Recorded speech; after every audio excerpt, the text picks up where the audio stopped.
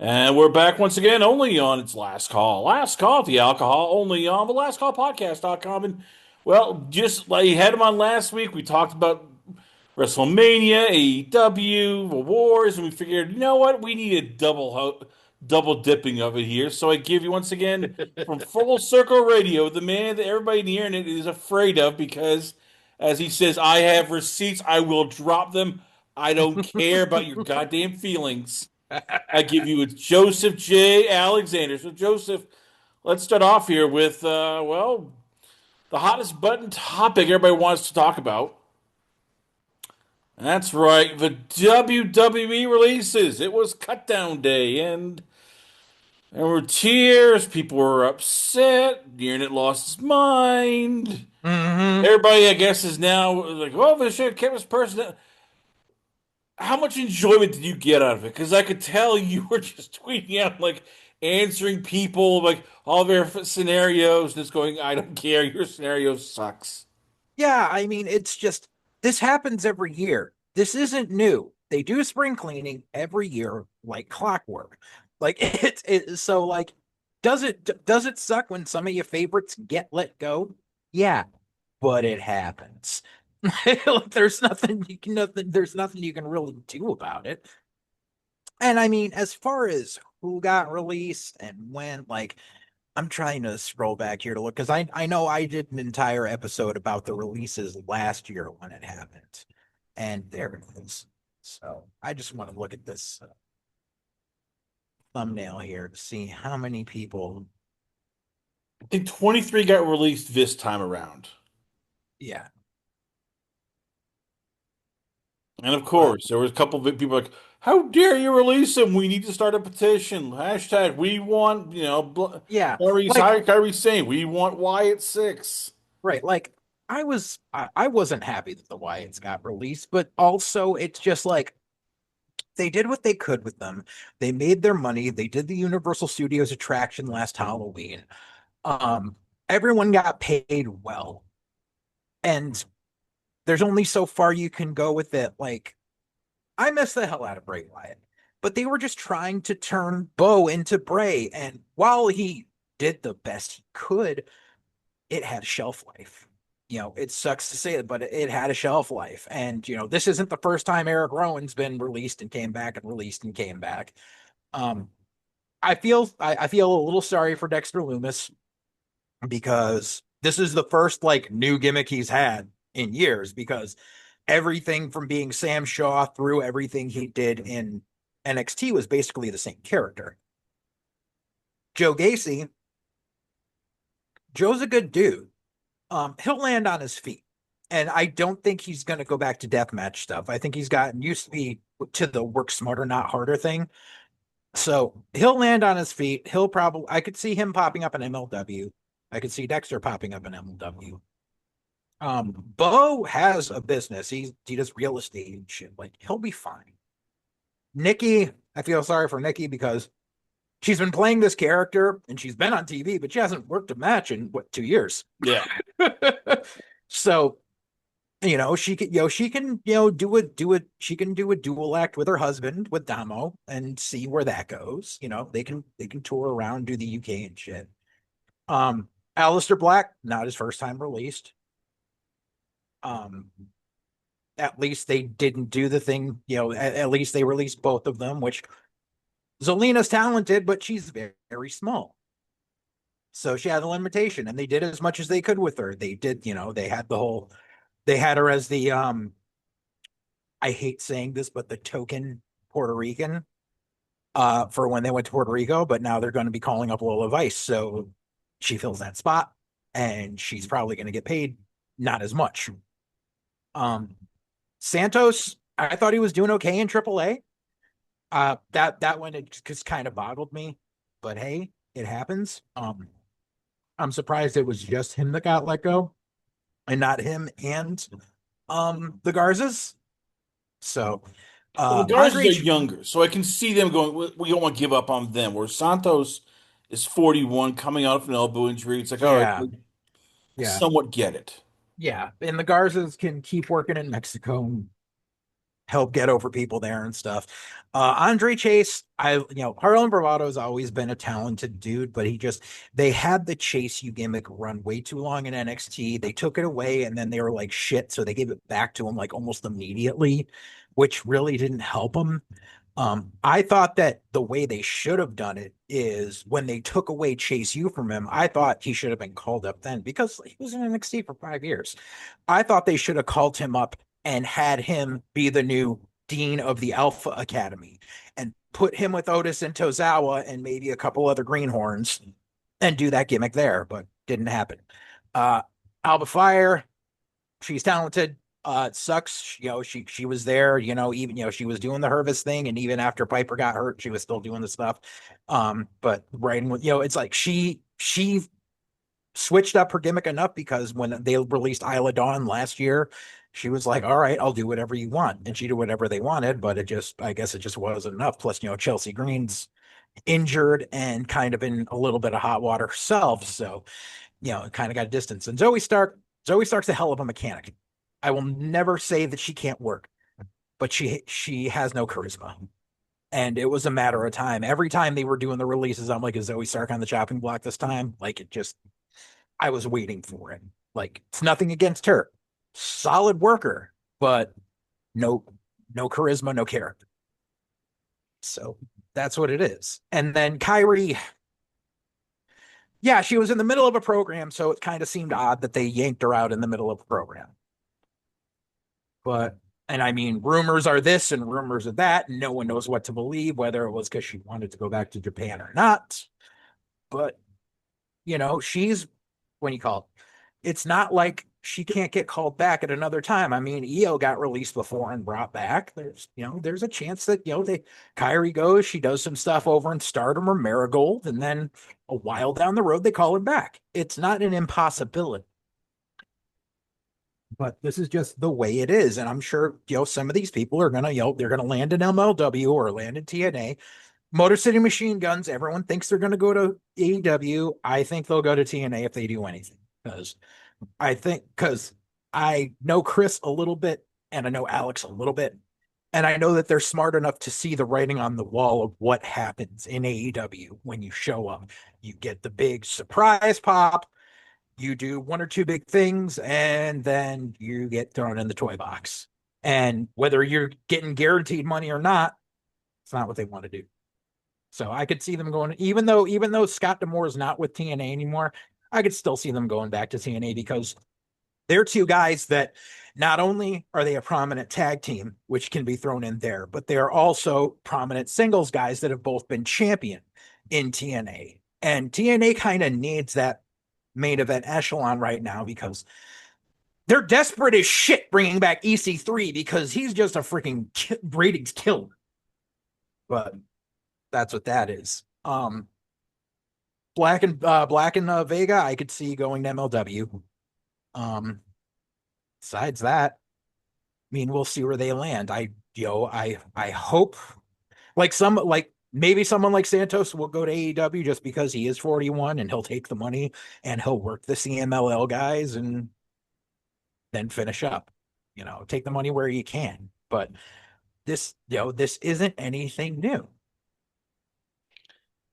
Does WWE sign too many people? Like I'm looking at the roster before this happened. It was like 220 plus people. And I know half of them are, prospects, but you're just sitting there like, how do you develop people? How do you get people time? How do you get everybody on the roster when it was crowded when Vince was running it back in the 90s and you had 80 to 90 people. This is now almost triple that. And you're just sitting there like, there's no room. You have no room for half you people, especially It if you don't want to do like 6-man tags and battle royals. There's like people in even just sort of a main roster where it's like, yeah, we're in catering because you have nothing for you. Yes and no, because it seems like they're oversaturated and it seems like people are just sitting in catering, but you got to figure they have two main TV shows where people can go. They have NXT, they have Evolve, they have AAA, they work with Noah, they're probably going to be working with New Japan sooner rather than later. So they have places to send people. So it's not like you got nothing to do. And I mean, granted, the prospects and everything, they're that they're in the sink or swim. It's like Bubba Ray said, you're in the sink or swim area. Like you got to impress. Like Tyra May Steele, like they keep trying to make the next Kurt Angle. They need to stop trying that because Kurt Angle was an anomaly. You don't get that Olympic medalist like every generation. Like Angle was the most charismatic and the most famous of everyone, but it's like because before him we had Ken Patera and Brad Rheingans and everything, but they were still just they were territory guys. Tyra May Steele, like she just she wasn't getting it no matter what. They pushed her through with the LFG stuff, and I thought that was a bad call because I thought the blonde Ukrainian girl should have won. But that's over there. But she can land on her feet. Like she can go call up Bischoff and see if Real American Freestyle is going to do a women's division and go over there, do it there.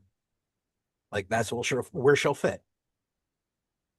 Like when I see some of the prospects who get released, I often wonder, like, do they have too many people? They keep signing every, like, 10, 15 people per year from the NIL list, Uh-huh. bring them in, and it's like, all right, do Because you understand? they really want NIL to work, and they need to realize that it's for every one successful person, you're going to have 35 people that don't make it. The percentages just aren't there. Like it was better when Regal was scouting the indies. Like, because this stuff is just, it's like we take them right out of college and we give them all these hopes and dreams. And then, it's, it is what it is. Like, you get way more Parker Boudreaux's than you do Tiffany Stratton's. There's got to be a better way because, again, I get it. This is not easy. Like everybody thinks, oh, it's easy to find out like pro wrestling. No, no, no. It is athletic ability, public speaking ability. You've got to be Mm-hmm. part of an actor. You have to, no, basically not worry about the crowd, but yet care about the crowd. Like this takes time. And Right. I thought about with Tyra May Steele, like she needed time. Kurt Angle, as Mm-hmm. you said, was the anomaly. He was the rare guy who could Right. also play a fool, be a Mm-hmm. badass, just get it. Like as Paul Heyman said, he was like a child prodigy. Right. Most of these people, it's gonna take 3, 4 years till they can really sort of get what they're supposed to be. And that Mm-hmm. was even when you had full training. Now with lack of limited, house shows with not, you're doing most of the full circle, which they'll tell people cheer, boo, do whatever, Right. I guess does WWE, if you're looking at this, need to go, well, we might need to not overhaul, but tweak this so that we don't keep releasing 20 people every year, and some of them are, we kind of screwed up.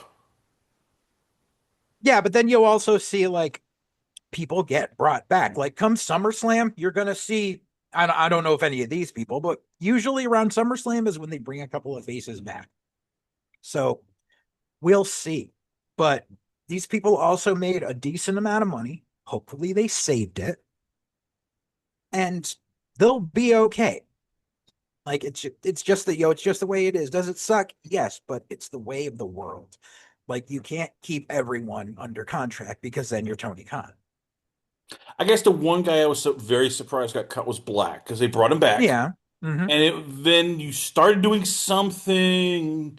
With Then he just Sammy and dropped it. Randy and yeah. Yes, it felt like carrying Cross all over again. Like, okay, it was almost like, oh yeah, we signed him. Then, oh, we're bored. I mean, he was there for 2 years. Like everyone got like a lot of these people, like they got a 2 year run when they were brought back. So it's not like they were just there for 6 months and then yoinked. No, I know, Like but even then, it was never like a plan. Like, and again, like when and I feel like that with Matt Cardona, you signed him. Okay, what was the plan? What was the purpose? Like usually, like when I that look was at for a somebody, nostalgia pop. again, it's like if you're signing somebody, there should be a plan. And with Black, it was like, yep, he's here. We're gonna do a little feud with Damian Priest, and then we're going nowhere with it. Like, okay, The creative team literally had all the scraps they were going to use for Cross and Scarlett and just slapped them on Black and Zelina, and it was painfully obvious.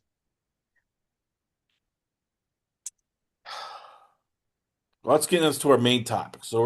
Let's talk WWE Creative because they are the ones that everybody just always the internet goes, we could do a better job. That's debatable. And I'm going to be very polite with saying that. But so it's been now a couple of years. Triple H is firmly entrenched. There is no Vince McMahon. Vince ain't coming back, folks. You just got to get Mhm. over that. Tell me the positives. What is Triple H good at? What do you like about him as head of creative? What are the things that when you sit there, you go, he does a very good job of?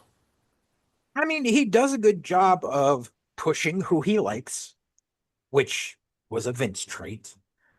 Um, but he tries to give everyone a fighting chance. Um,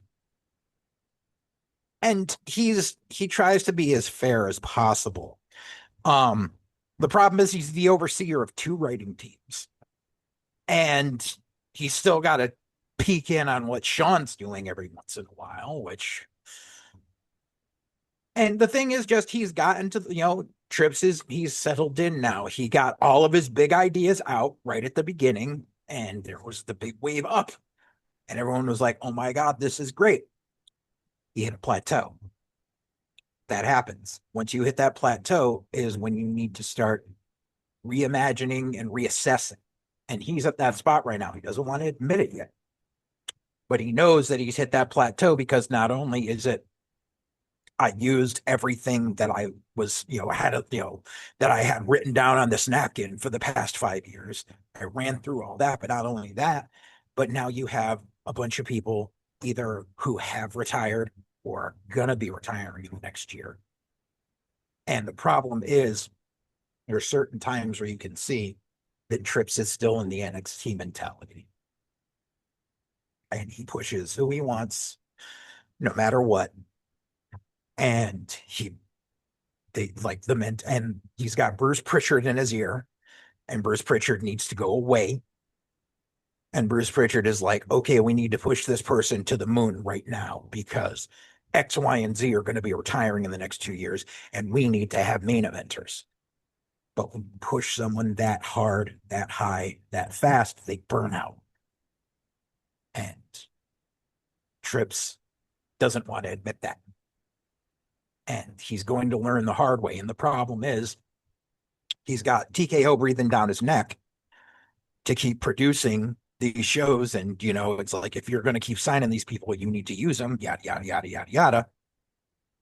And then they come along, Nick Khan comes along and goes, all right, here's the ledger sheet. We're cutting this, and this. They're not selling merch. They're not selling merch. They're not selling merch.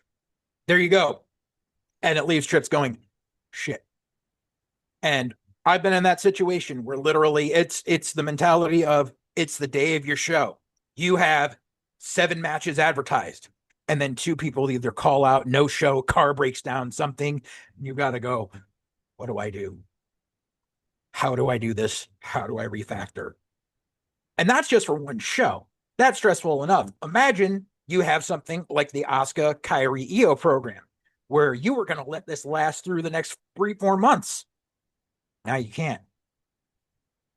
Now you've got to refactor. And the only positive thing out of that is now you could, like, the way they set it up last night was Asuka and Io are still going to be feuding. And that's the one women's feud a year that doesn't involve a damn belt. Because that's the problem is women's feuds all involve belts.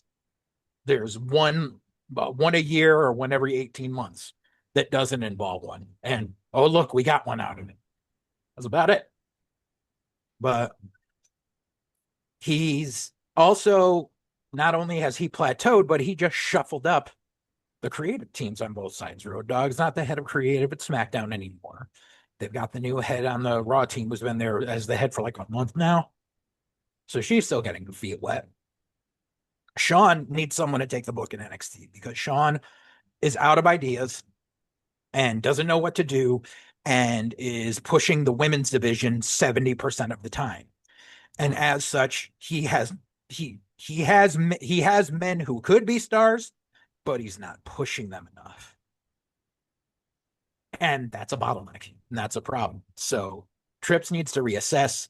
I know he loves having Regal by his side in Gorilla at Raw and SmackDown, but I really think he needs to send Regal down to run NXT. Let Sean come up and have them switch out for 6 months, see how things go. But he's stressing himself out. And you can see it. He's getting a little skinnier. And I mean, it's not just because of the heart and everything. Like, he's getting a little skinnier. He's getting a little paler. He's feeling the job. And that happens. But he's got that aura about him of, I don't want to ask for help yet. And the thing is, when you're in a situation like that where your well is starting to run dry, you got to ask for help. And you got to ask for help from people that aren't ensconced in everything. Because I know he goes to Heyman for a lot of shit, which is fine. But Heyman has his own agenda. Heyman has the guys he likes, and he tells Trips, these are the people that you have to push. That's great and all, but when Trips was pushing those people anyways, doesn't really matter. Trips needs to bring in, he needs a couple of consultants. Just a few consultants, like when they brought in Watts as a consultant for a little while. Granted, he was kind of loony, but at least Vince took that chance. Let's talk about the elephant in the room. That's Okay. TKO. That is Ari Emanuel, who Mm-hmm. runs, or used to, or still you could argue runs CAA, who, look, he has power brokers. He has celebrities. Pat McAfee is one of his guys. Right. So you can argue, Little Yachty, kind of one of his guys they brought in. That's worked. McAfee, Vince did not like it. Has Daddy worked though? He's worked in that he hasn't rocked the boat. Travis Scott, that was just Travis Scott was a tragedy. Yeah. that was a train wreck. And look, as somebody said, when it's just like the NFL. When Jerry Jones makes the call, you don't go over Jerry Jones' head. Jerry Jones run the whole damn thing. Right. So let's start with that. How much should fans realize like there's a lot of things Trips can't do because this Zari Emanuel, Nick Khan's plaything business, and damn the fans, they don't care. You're the junkies, they're the drug dealer.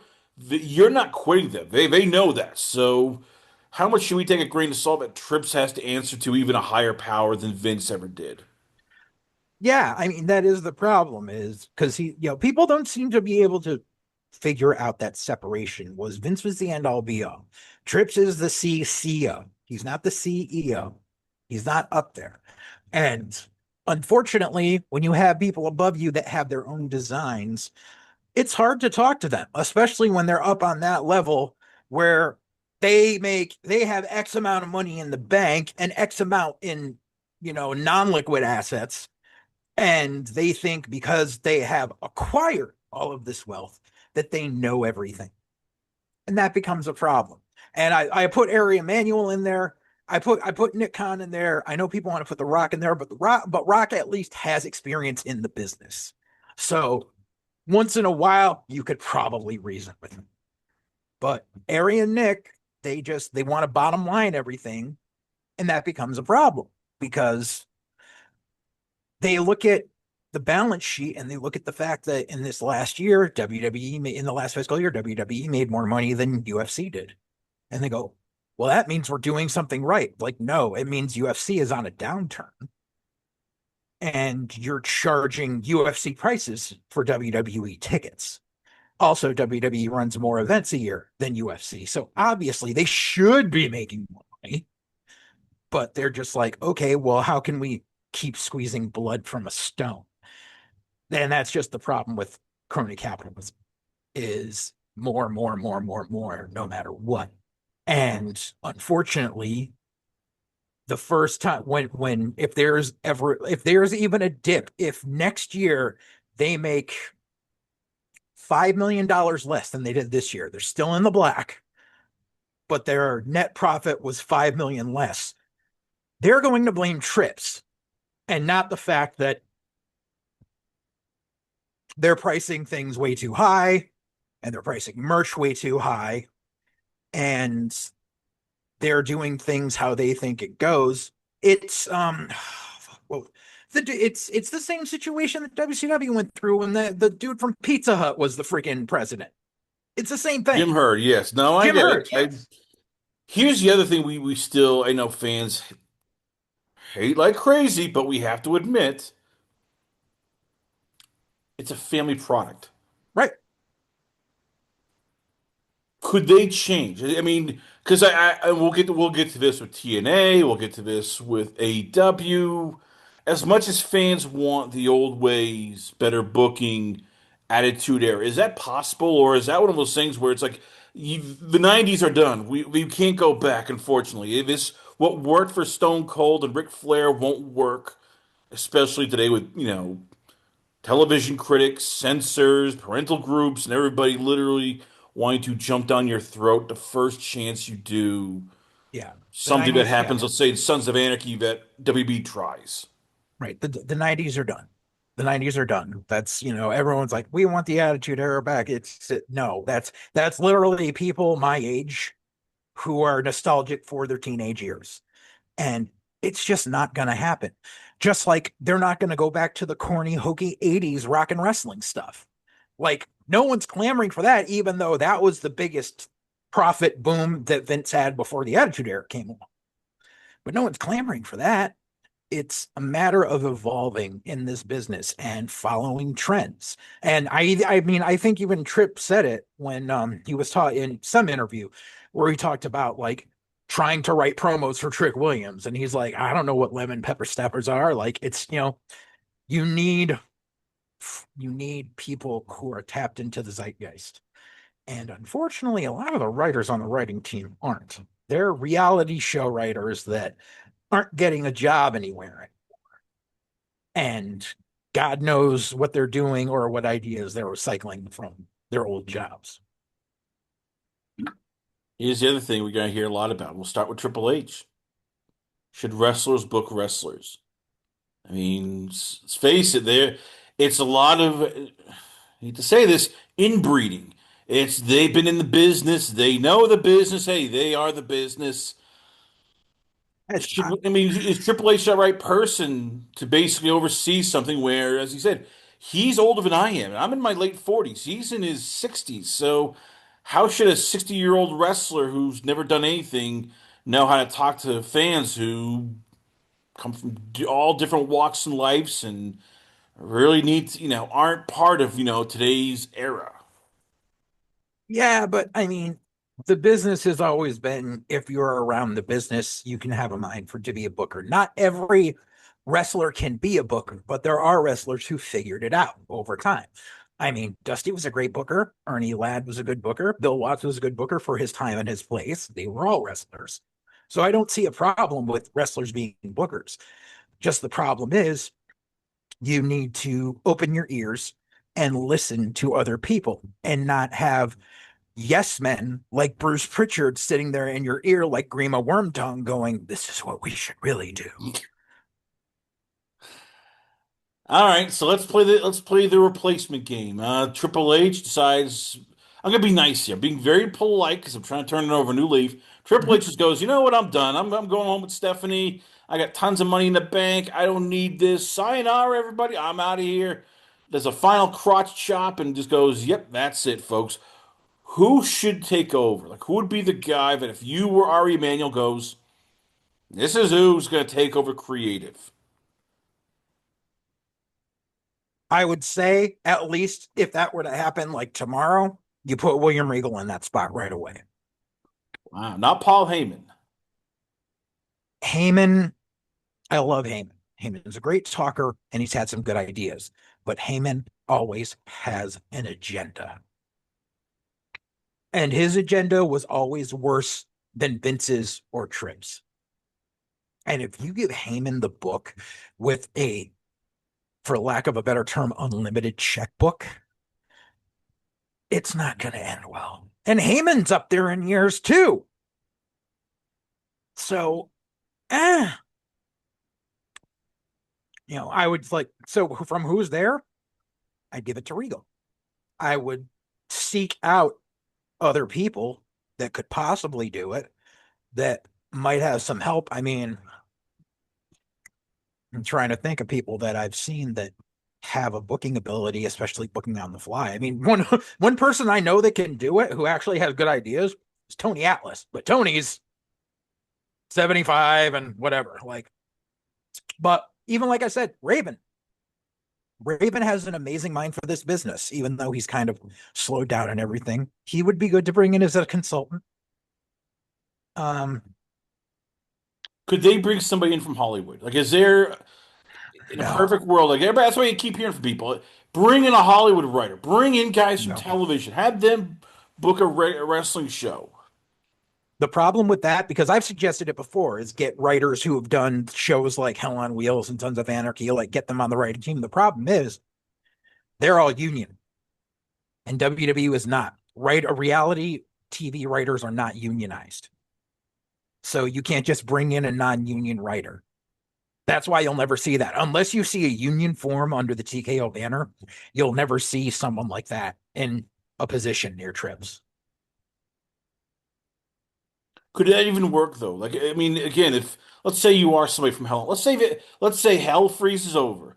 Mm-hmm. Could Hollywood people do a pro wrestling gimmick, or would they get frustrated when you tell them, "Hey, you can't do this, you can't do that, you can't not much cursing, can't do any rape scenes, can't do any torture scenes."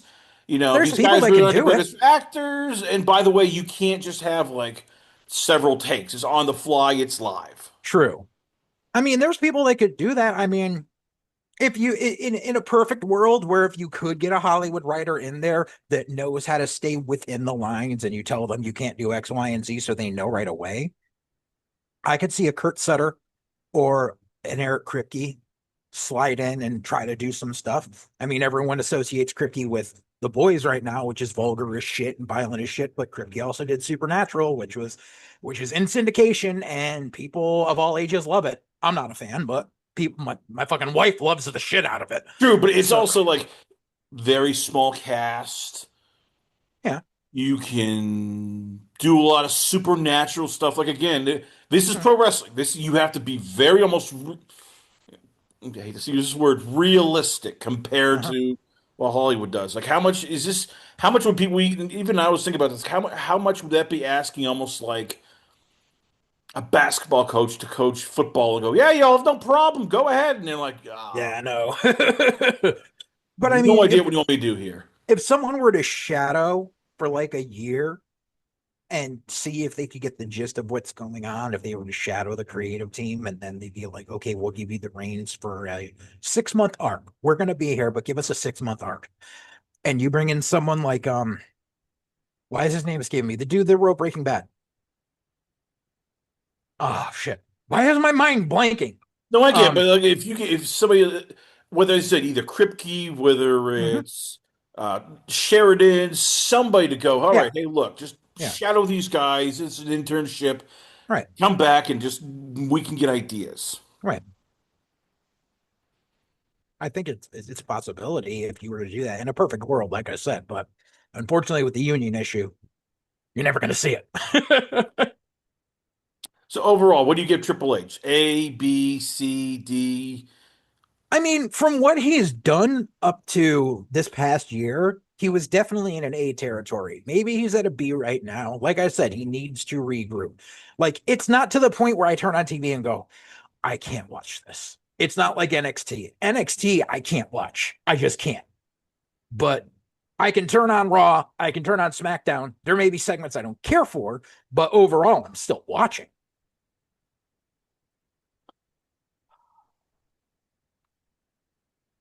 This guy.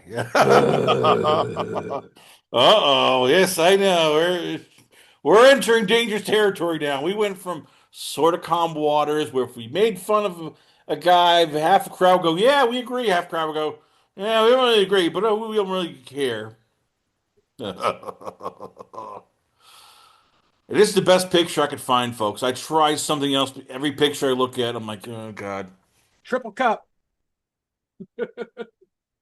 It's been It's like, 6 years, I guess now that TNA has been on TV, or now 7 years, and he's still in charge.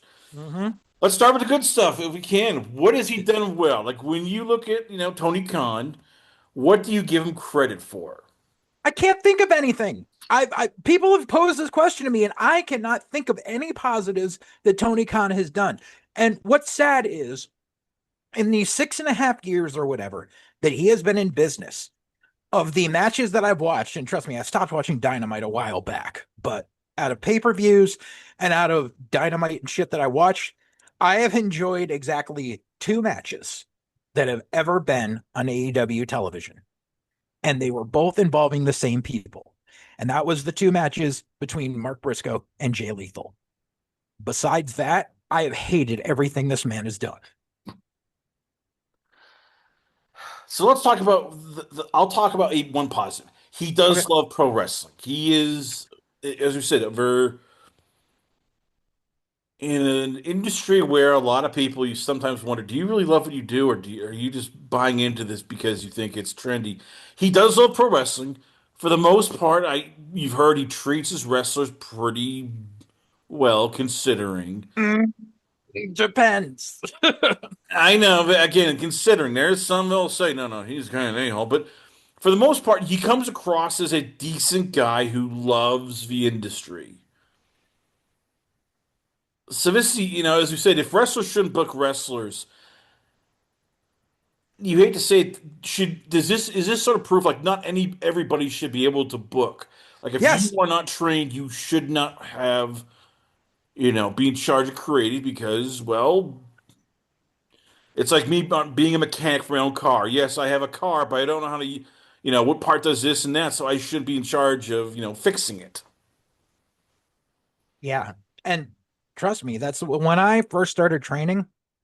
Before I took my first bump, I had a notepad and I would write down, like, mid card matches to put on the show. And I would present them to my boss. And I would be like, what do you think of this? And he would go, what's the story? Because my boss actually liked doing stories, very rare on the indies. But that's how I learned. And this is why, like, people say wrestlers shouldn't book. And I was just like, well, I wasn't a wrestler. I was a manager. I was a commentator. I was a ring announcer. I've been around. I've taken bumps. I've put together rings. I've taken down rings. I've sat there with whiteboards surrounding the room, figuring out a year's worth of stories to who gets the fucking title at the next anniversary show, a year from August. Like, that's, it's stuff you have to learn. But Tony Khan thinks because he did some E-Fed shit and he was a message board troll, but that means he knows how to book, and he doesn't. And he's just like every shindy indie I see that pops up all over the place. You know, like I've mentioned before, it's tax refund wrestling season. Everybody gets their freaking income tax check between February and freaking June, and they take it and they decide to put on an indie show, and they blow their entire income tax check on renting a hall and renting a ring and shit. And then they book all these wrestlers thinking that the house is going to pay the wrestlers. And then no one shows up. And then you see so many videos of the wrestlers chasing down the promoter or flipping their car or all that stuff. Because it happens more often than not. And the only reason Tony Khan gets away with it is because of Daddy's checkbook. So that's all he's doing. He's running a shindy indie on a billionaire's checkbook. Like, and it's so evident. And what's worse is, like, unfortunately, because they're a private company, we're never going to know how much money they've lost. But all of us have eyes. We all know that we turn on the TV and they're either in a venue that can hold 1,200 people and it's three-quarters full, or they're in a basketball arena and they're struggling to fill the J hook, and the upper tier is tarped and the hard cam side is tarped. And when someone's cutting a promo, you can hear a single person yell something from the crowd. Like, we have eyes. They're like, well, their pay-per-views are, yeah, because people are like, oh, I'm going to go to a pay-per-view because I know I'm going to see 14 matches. And I know that if I wait until the day of, I can go on Groupon and buy a ticket for $7. I have seen it time and time again. That's why the pay-per-views are filled. But that doesn't mean what he's doing is good, because if people were so impressed with the pay-per-views, then they would go for Dynamite and they would go for Collision. But no, Tony goes to these towns and he papers the hell out of them with comps, and then no one shows up. You go into local businesses near the arenas and you see stacks of comps on the counter, and they're like, "You want to take some of these?" And it's not what I'm making up. I've seen it. So the AR Golds, I'm mentioning him because he's one of the less. Because if I mention other AEW sickos, they will. I'm almost like a. He goes, hey, look, they have match quality. They have great matches. So this No, has always been sort of, I guess, as you said, can how much does he get hurt in that it's like if Triple H leans more into guys that he loves, Tony does the same thing, but it's more, well, they have great matches. They don't always they do matches. Again, like how much is this sort of, I guess, like, all right, you as you said, you can do whiteboards of this guy should wrestle this, but there's not much story.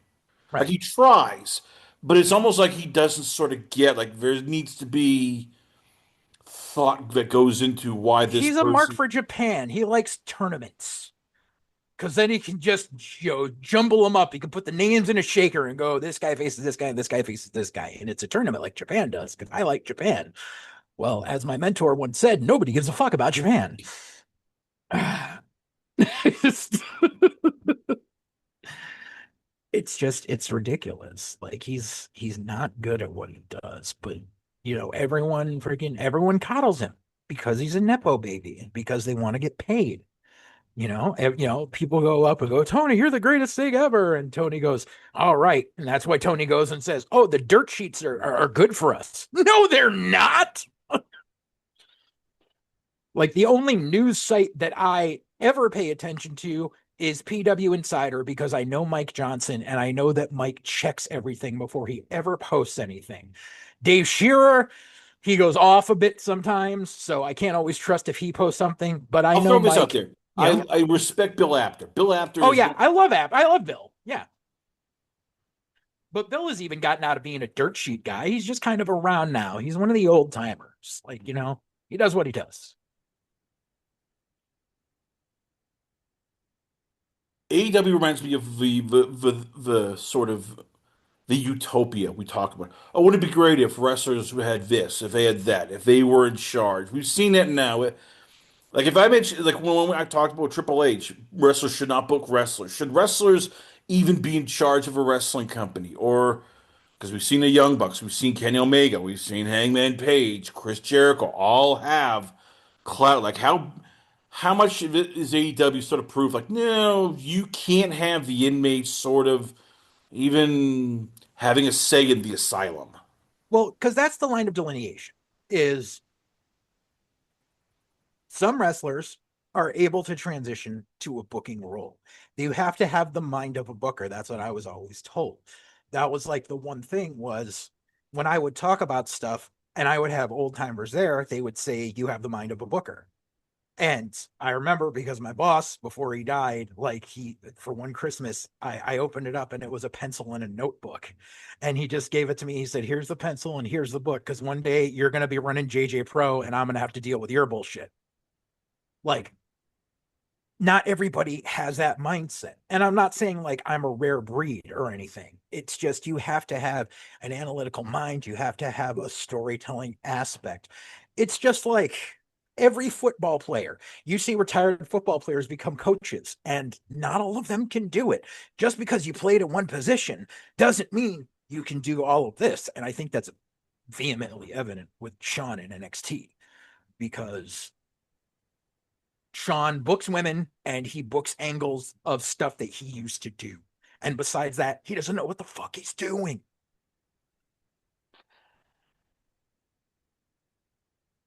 So Kenny and the Bucks and all them, they're only concerned about themselves. They only care about what their program is. They don't care about anyone else. And that's never going to change. You have to have someone that's humble, someone who sits back and goes, that's one of the things I learned was, lesson number two is always be humble, because sit there and go, yeah, I may have been around for X amount of years, but I ain't shit. That's why when people come after me like, I've never heard of you, I'm like, that's fucking great. I don't care. I know what I've done. I know what I've produced. And I know that I've entertained at least a certain amount of people because they've given me their money.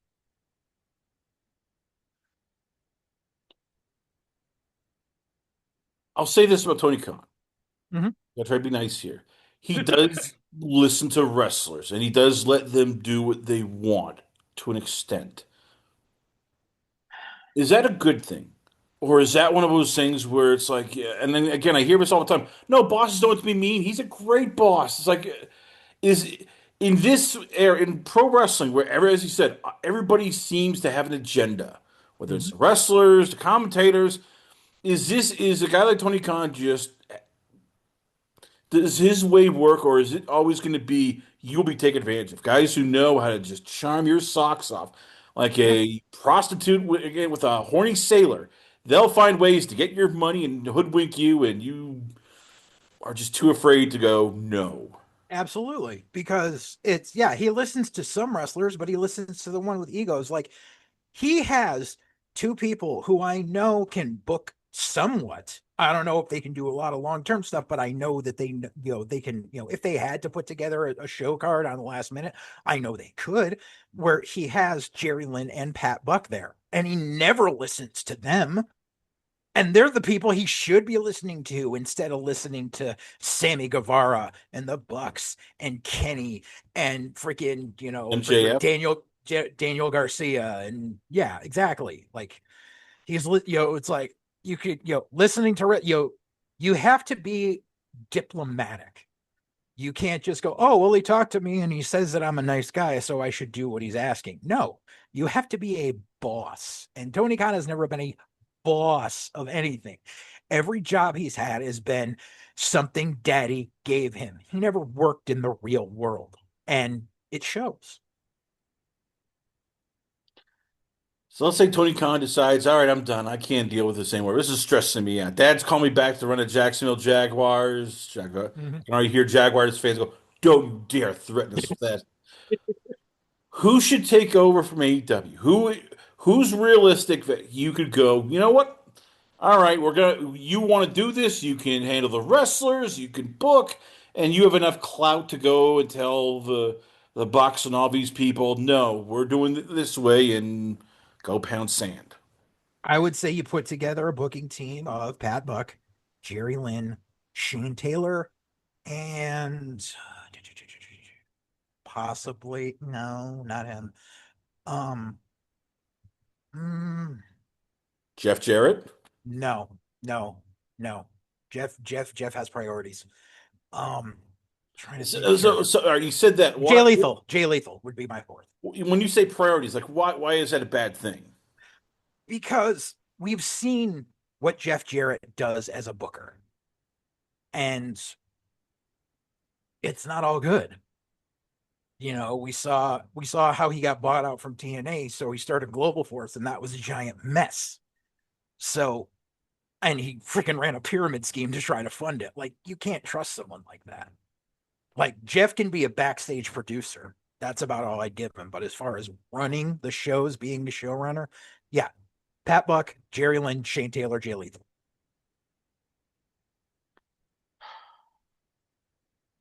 Yes, this guy, folks. TNA fans. Now they either love him or they really hate him. And now, in fairness, he comes with Hunter Johnson. So let's start with TNA. They've gone through several people. Before that, it was Scott D'Amore, and then Ariel Schreiner, and I guess Gail Kim. Of course, she says she didn't do anything, but that's a different story. Yeah. So now we've landed on, and Carlos Silva's the president, but he doesn't do anything creative. It's Tommy Dreamer and it's Hunter Larius Johnson. So let's start off here with the good parts. Neither of these guys have drama. You do not Right. hear people complaining about Yeah. them. They generally, you get a sense of, they are good people. Yes. They they people even TNA people say, well, at least to hear our ideas that we have creative freedom.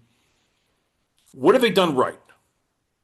I mean, I think they've kept the, when the company had to transition after Demore left, and the new ownership and everything, the transition to the new channel and everything, I think they've done a stellar job.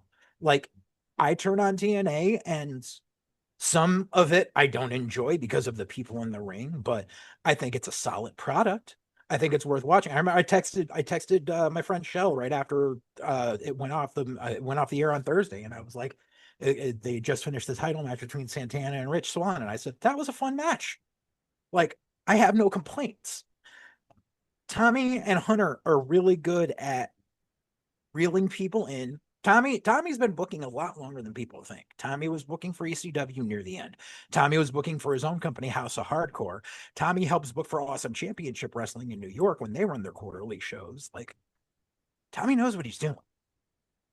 And Hunter has proved himself, having basically run ROH alone during the dark times of COVID. He did it, and he's a good dude. I think they're doing. I think they're doing. I think they're doing an above average job. I can't say excellent because the numbers aren't all there yet, but they're doing it well.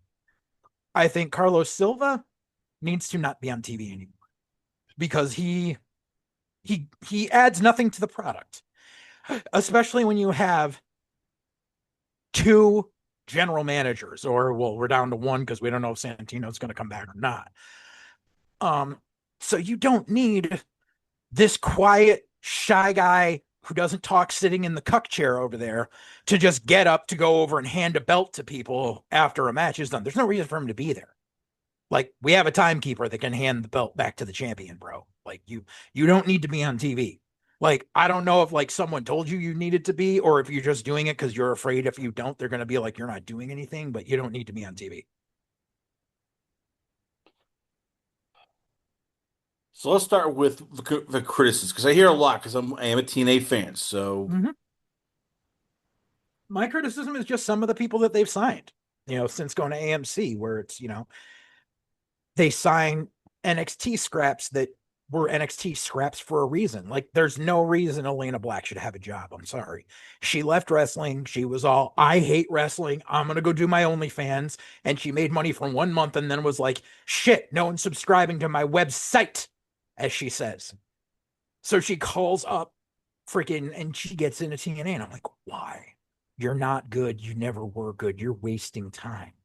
Like, there's people who literally came there from WWE who have changed their persona, changed their character, and are getting something new over. Lei Ying Lee, like, she's a completely different character now than what she was when she was Xia Li, and she's doing well at it.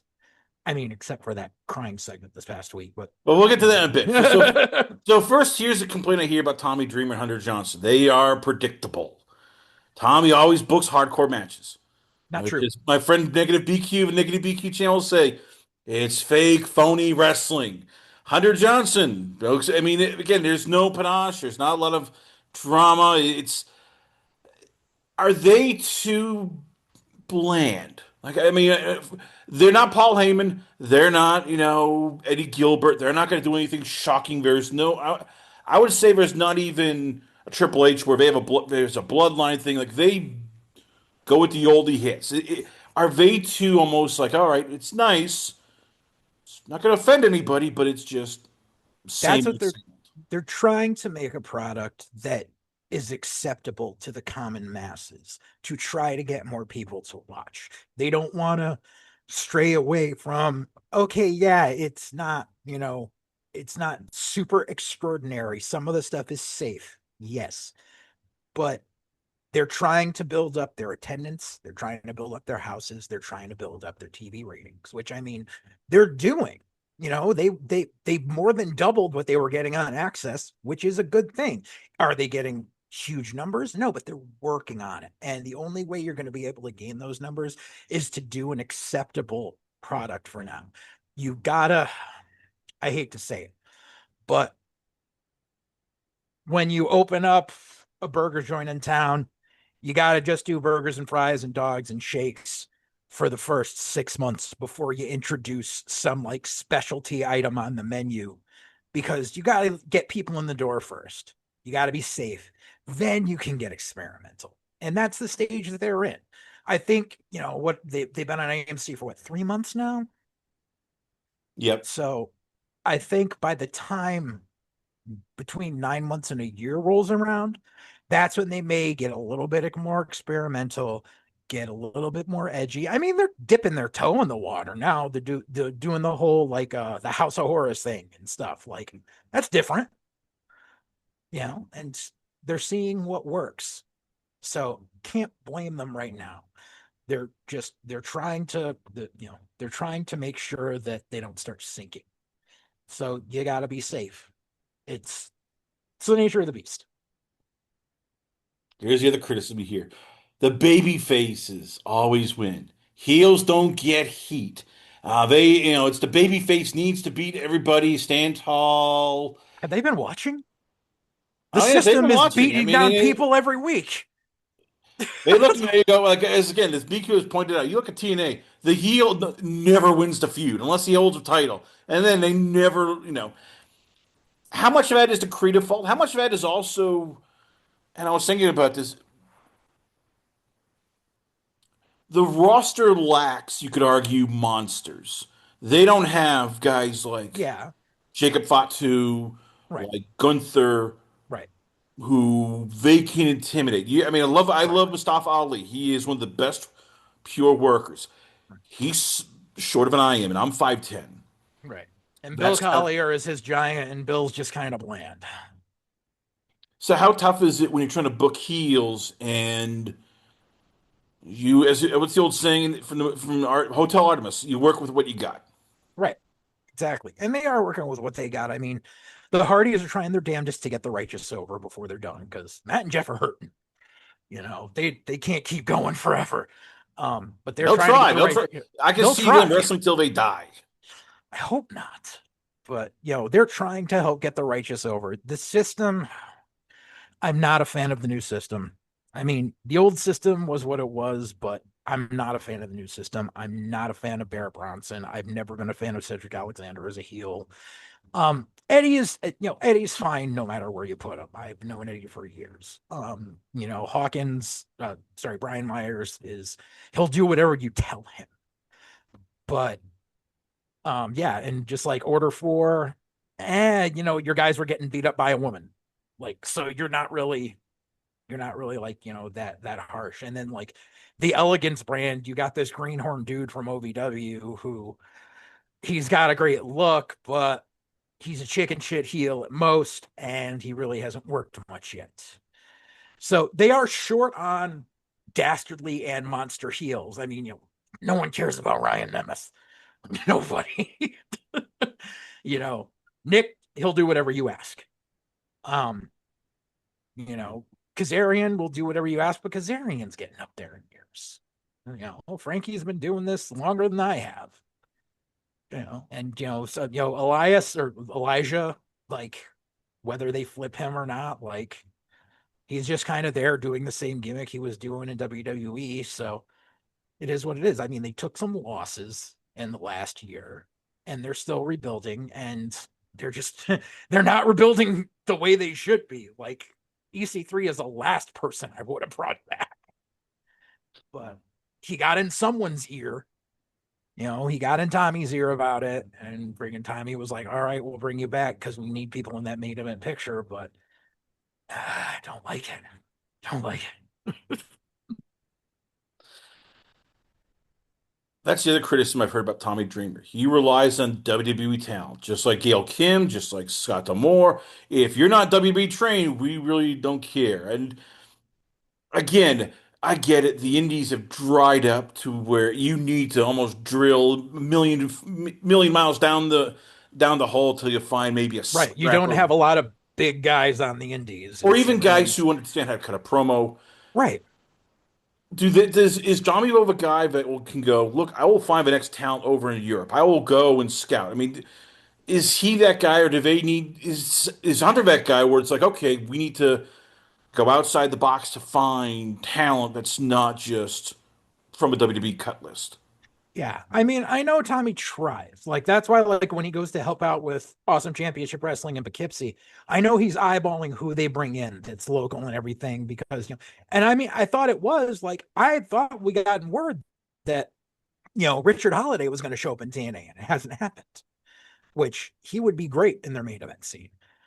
Um but I know he looks at any of the local talents that they bring in there because there might be something worth using. Unfortunately, you know, even the indies that are in the ID program, like, reality wrestling and all that shit, like, they're just kind of there. The schools are there. They're not really producing anyone. House of Glory. House of Glory used to produce some amazing guys. Now it's just super indie shows. You never see guys who train there on their shows, even though they're forced to sell tickets for them. Like I used to book House of Glory guys all the time because no one would book them. And some of these guys were amazing. And unfortunately, a lot of them left the business because House of Glory wasn't booking them. So it's hard. It's you rely on ex-WWE talents because they're looking for work.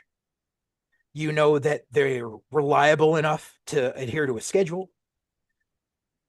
And you know that however hard up for money, they'll accept any certain amount because it's better than schlepping your gear all over the country to work, in Milwaukee one night and Des Moines the next, and then Syracuse the night after that. Like it becomes a pain in the ass. The Knockouts division's in a bit rough shape, A little bit. and I feel for them because again, they're trying to go a different route. They're no longer doing well. We're going to just get Dakota Kai in here, or just going to get Shotzi Blackheart in here. You've seen it. And, yeah, they have some talent. The Elegance brand. They have a lot of names. They have Yeah. Are they booking now? Are they really running the booking of the Women's division, or is this sort of what fans need to realize?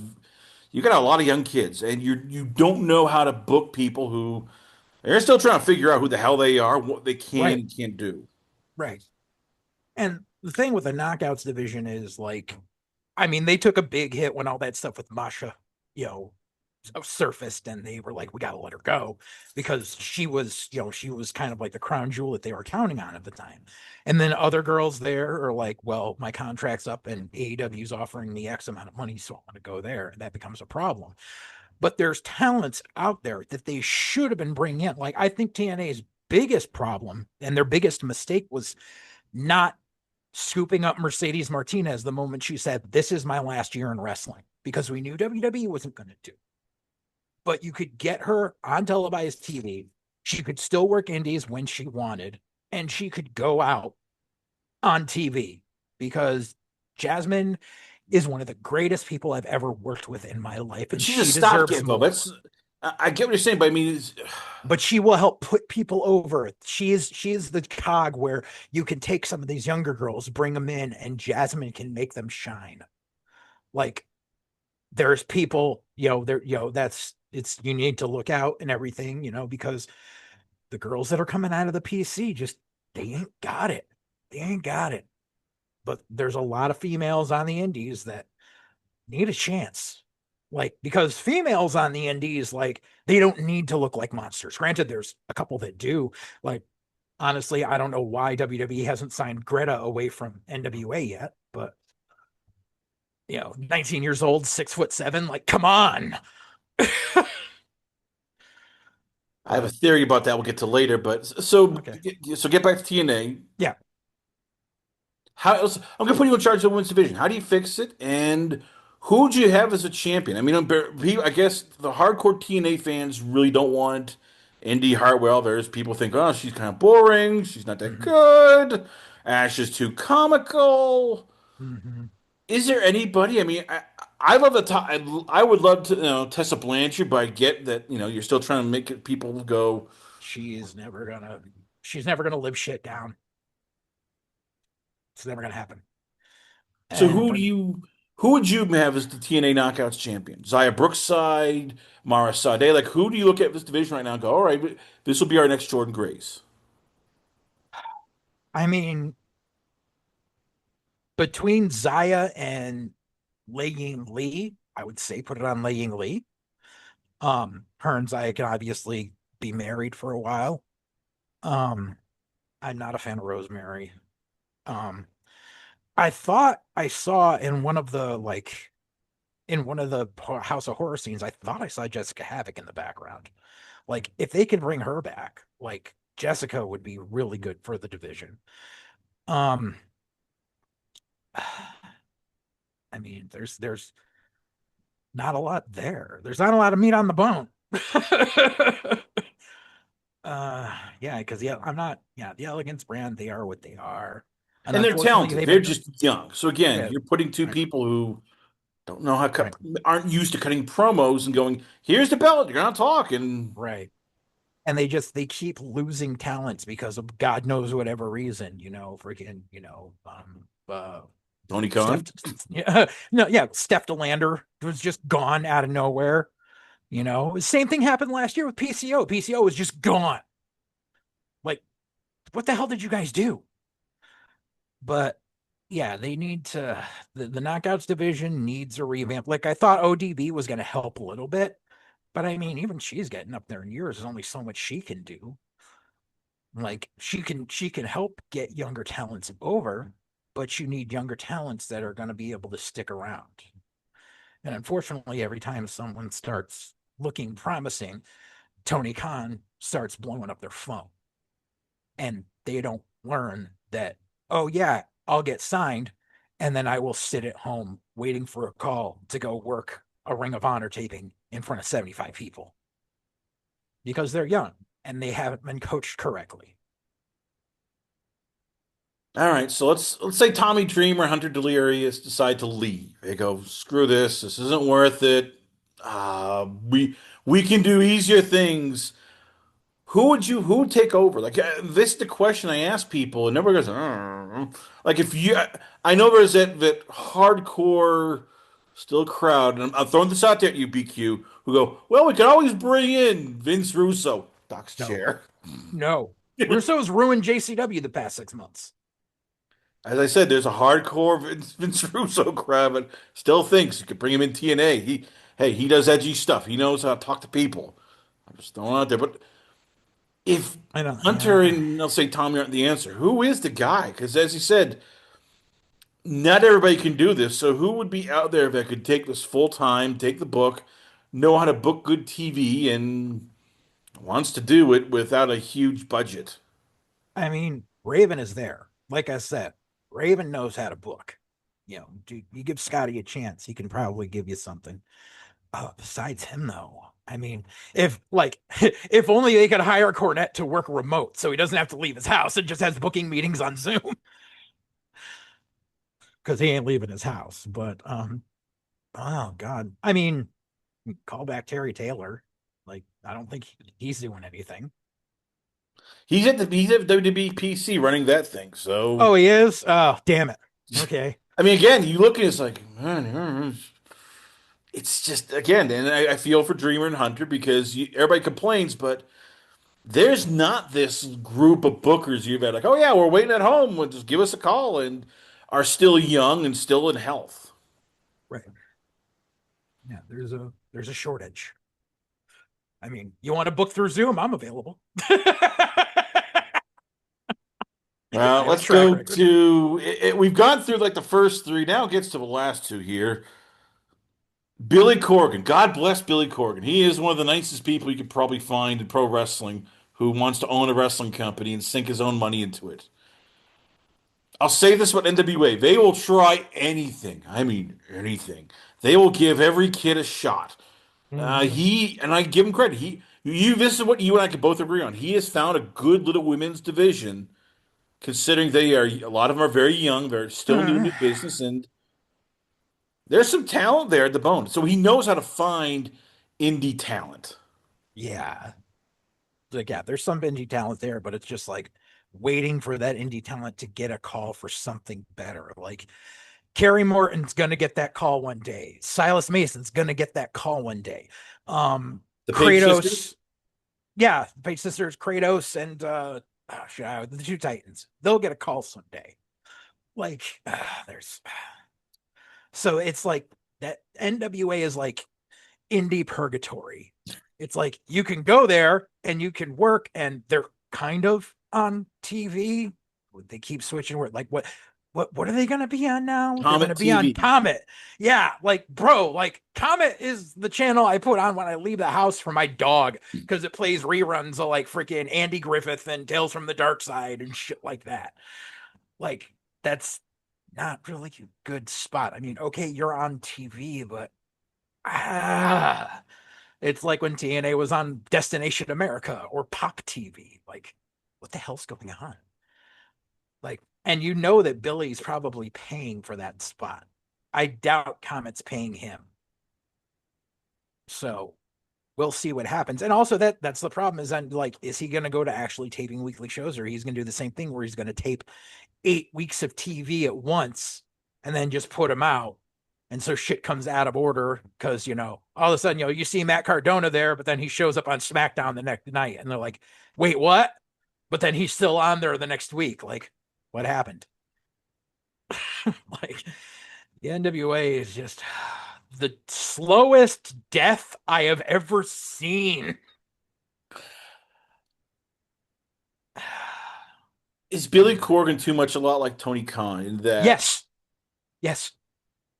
he's a nice guy, he cares about the wrestlers, he does everything, but again, and I say this from Adventures in Carnyland. You look at it's like you gotta be a bit of more of a prick. You gotta tell Mm-hmm. people, no, you can't talk back here. No, you can't just do this. I will let you go. Like,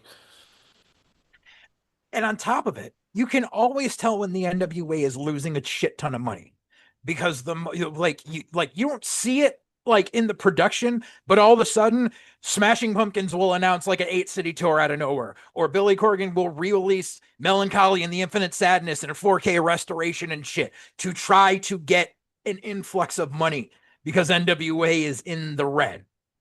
Like it's like clockwork. So you really like he's robbing Peter to pay Paul.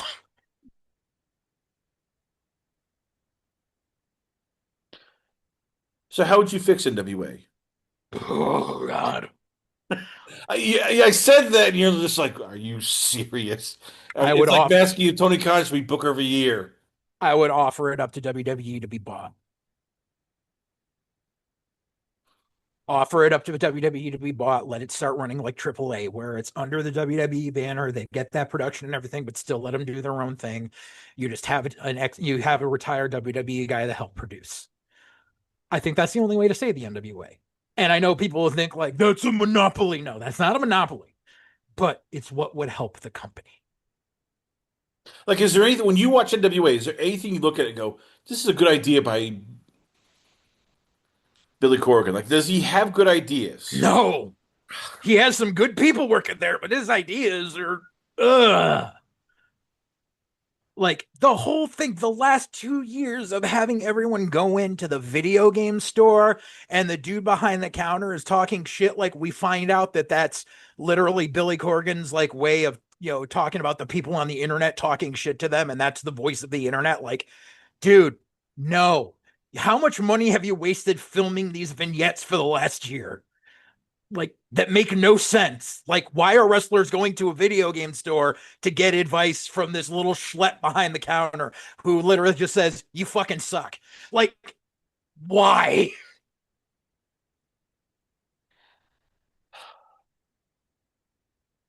Yeah, it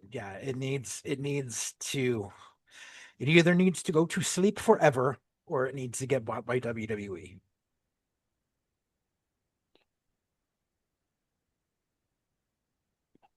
As I said, I'm trying to be very polite here. I mean, there are some things I give him credit for, like he's trying at least. So the Wilder gimmicks, stuff that you saw. Like again, it's not for everybody. You have to be a Right. real.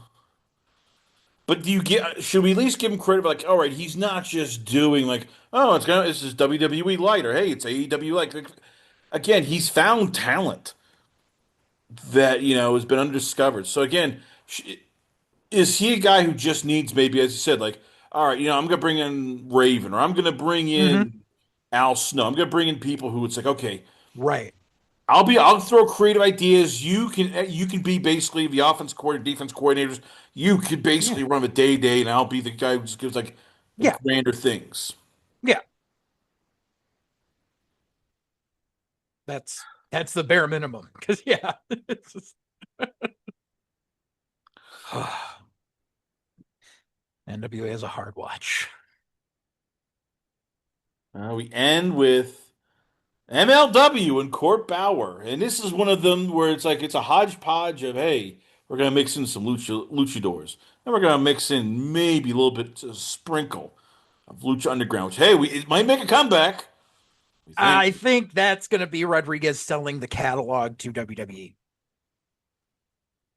we hope. I'm just praying.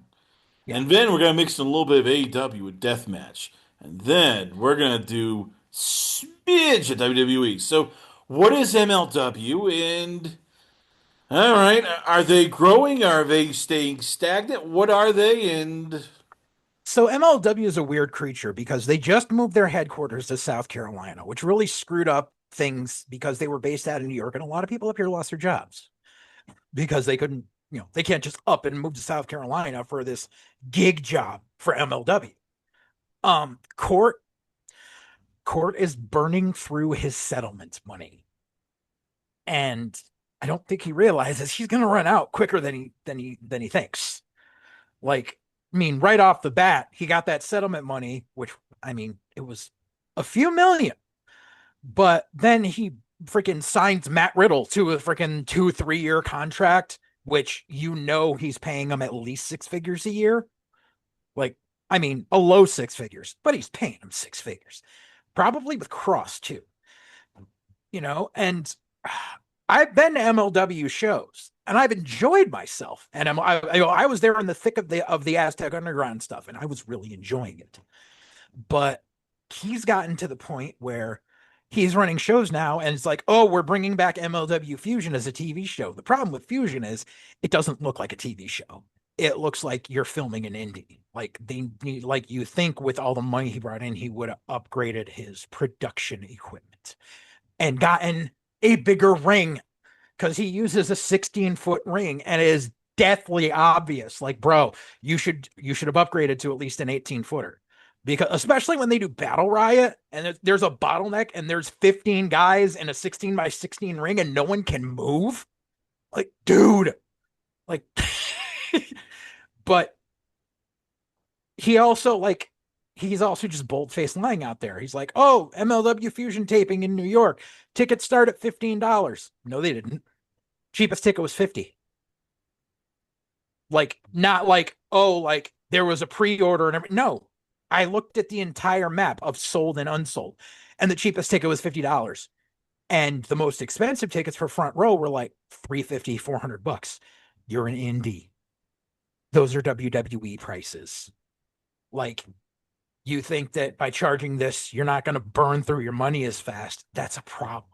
And that's the problem Court Bauer had for a long time, which is why MLW started up in like 2004 and ran for 2 years and then disappeared for 15 years because Court Bauer was broke. So is Court Bauer basically a lot like Paul Heyman? Great ideas, shouldn't touch a budget. probably, like, I would definitely make him more of a Heyman than I would someone like a Dreamer. Um, I mean, I know he has other people in his ear there, but and like it's good that he has the relationship with CMLL so he can, because he knows what markets have a heavy, lucha fan base. So he brings them in those spots when he's down along the border towns or he's up in Chicago lands. Like he knows that they'll draw, which is good. He has paid attention. So I will give him credit for that. But the amount he charges for his tickets are getting outrageous. And he He also runs he also runs the risk of pushing someone and then WWE calling someone and being like, "We want you," or "We want you back." So, and like I don't get why Hammerstone never made it to WWE. I don't get it.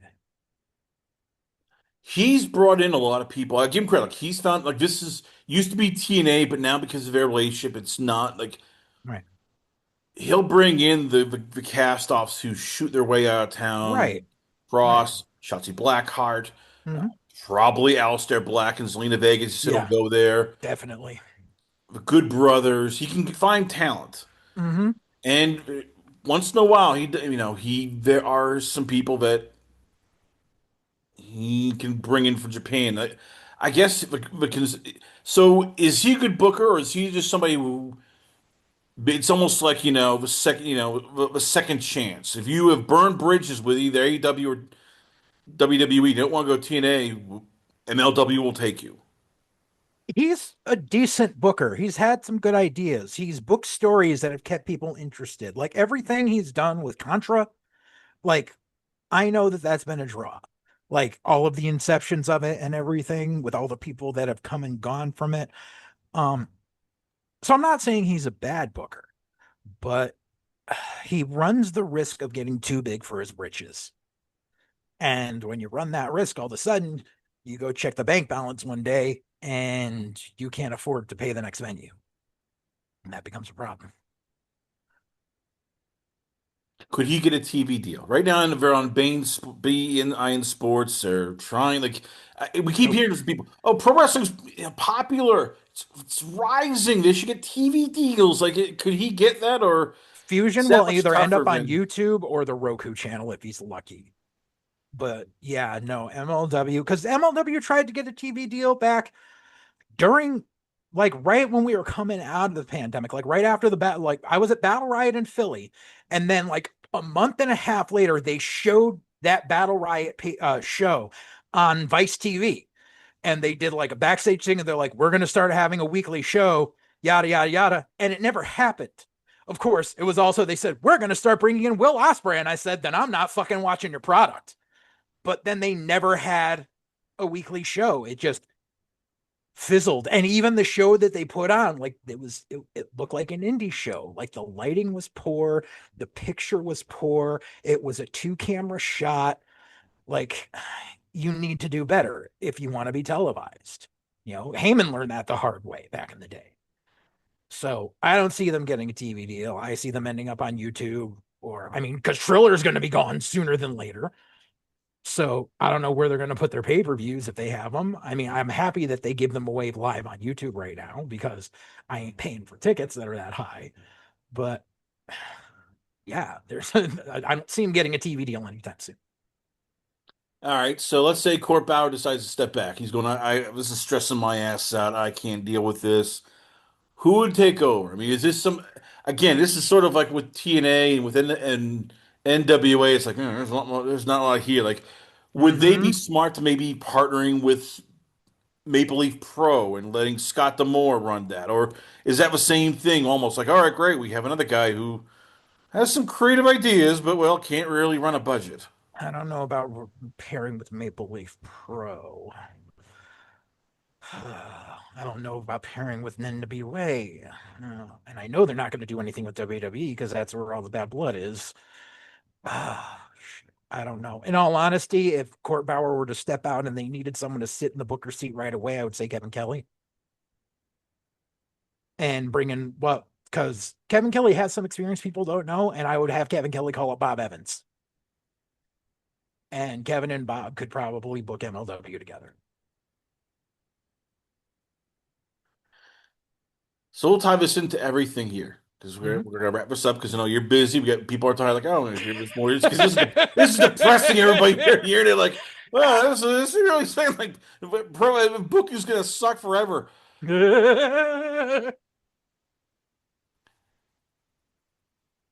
How do you fix booking overall? If you want to make it cooler, if you want to make if you want to draw fans in, I mean, how do you, is it just broken completely because you're dealing with something that is so weird, not everybody will get it? Is it the talent's not being trained properly? They need to really overhaul just how this does.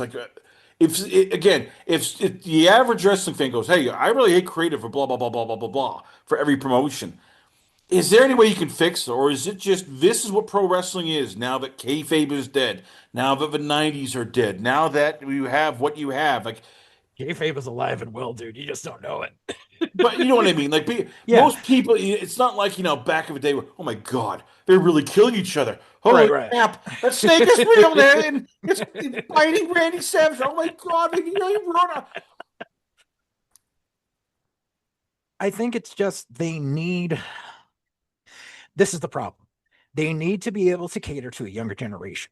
The problem is, and Gen Zers are going to hate me for this, but Gen Zers are stupid. They live on TikTok and Reels and have a 15-second attention span. So you can bring in a Gen Zer and be like, you need to show me what's popular right now. And they're going to be like, well, the squirrel. Like, there's a problem. Like, I can count I have friends who have children who are in their late teens to mid 20s.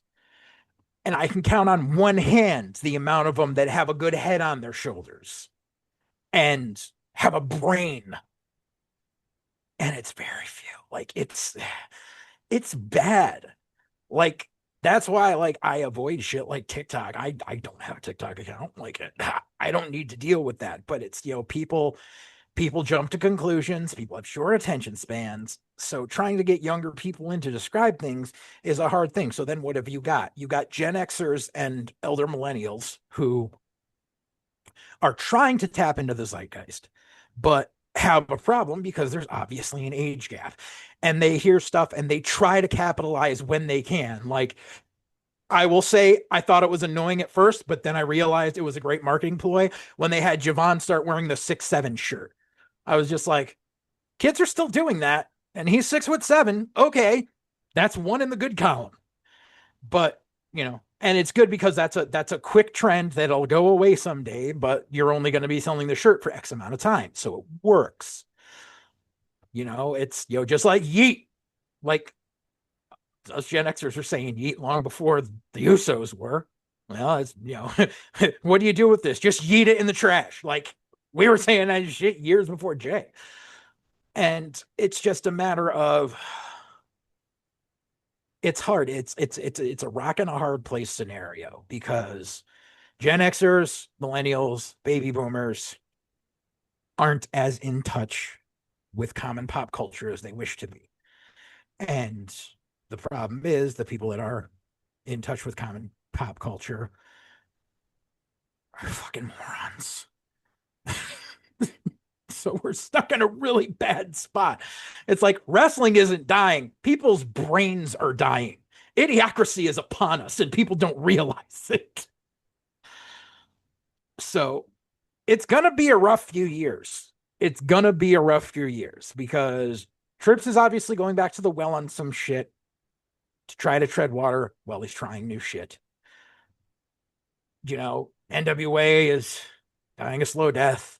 TNA is just trying to stay level, keep their head above water just long enough before they can start, swimming to the deep end. MLW is trying, but they're gonna run out of money someday. Because When I bring this back to TNA and even AEW a bit, like, if how do you train people to do this, to do pro wrestling, be able to cut a promo in a live crowd, get people's attention? Like, how do you do that when there isn't, well, like, what you that's when see? you have to start that shit really early. You have to start that shit in their training. And the problem is, like, at the PC, they train. It's like, okay, here's how you bump. Here's how you run the ropes. Here's how you do an international. Here's where you do a drop down. Okay. And on this day, we have promo class. All right. Give me a promo that's 30 seconds long. And they'll do it and they'll let them blabber on and then be like, that wasn't that great. Try again. When I trained and we had promo class, like, I can tell you when I was training to cut promos and when I started training people to cut promos years later. And when we had promo class, would stand in front of a curtain or stand in front of a green screen, and you would say 3 words, and either Jason and I, Just Incredible, go, no, stop, start again. Like, and they would drill you and keep you there for hours until you got it right. I was one of the lucky few that could cut a promo in one of the first three takes. Now, that's something I'm proud of because like eventually they start getting mad, they'll start throwing fucking beer cans at you and shit. Wonderful time. Um, but then when I started training kids, I would show up at a local school and I would help them. I would come up on Wednesday night and they would say, it's promo class. JJ's here because JJ was a manager. JJ was a commentator. He can teach you how to cut a promo. I'll stand here with the microphone. I'll be like, okay, give me a heel promo about this. Give me a babyface promo about this. And in the middle of it, I would cut them off and try to say something to throw them off because you need to think on the fly. And a lot of times they're like, the fuck is going on? And I'm like, we're still rolling. Come on. There were a couple of times where people got it right away. And I was like, your money. It was just like, you keep doing what you're doing in there. You can talk and you don't skip a beat. You can do this. But it takes so much training. It takes, you have to do every aspect. And that's, it's a lot of wrestling schools don't do promo school. They have you go in there and they have you, they have you run the ropes. They have you do bump drills in each corner. They have you do great crushers. They have you do Hindu squats. And then it's like, okay, give me a 5-minute match. You're the baby. You're the heel. Here's the finish. It's like, okay. And when are they going to learn to be a character? Because that's not being a character. But that's all they know. So it starts at that base level. And unfortunately, you're not getting that from the smaller schools. And I'm pretty sure you're not getting it from the PC. So, yeah. Well, there you have it, ladies and gentlemen. Once again, we love having on the show. I give you from Full Circle Radio, I give you Joseph J. Alexander. So, Joseph, before we let you go, where can fans check you out at? Where is he? Twitter, the YouTube channel, the So, website, and what do you have coming up that we should be looking forward to the next couple of weeks? my personal Twitter is JJ underscore Alexander. My channel's Twitter is FCR underscore network. I've been dropping some new stuff on the channel lately. I've been experimenting with some things. I just made my first full movie fan edit, which there's an announcement about on the website with a link to it on separate places because YouTube would copyright strike me for it. I just produced a DJ mixtape, which I put up a commercial for yesterday that you can find the commercial for on the channel. So I'm doing a couple little different things to keep busy while I'm still doing White Heat and which is our wrestling show, and Wildcard Cinema, which is our movie review show, and Cinematic Jackass, which we're planning on recording. I'm just waiting for our special guest to actually text me back to tell me when he's available. And yeah, so that's the Full Circle Radio on YouTube. Joseph J. Alexander, ladies and gentlemen, once again, always honor, pleasure to have you on the show. We come back. We got a lot more going on here, only on The Last Call. Last Call at the Alcohol, only on the Last Call Podcast.com.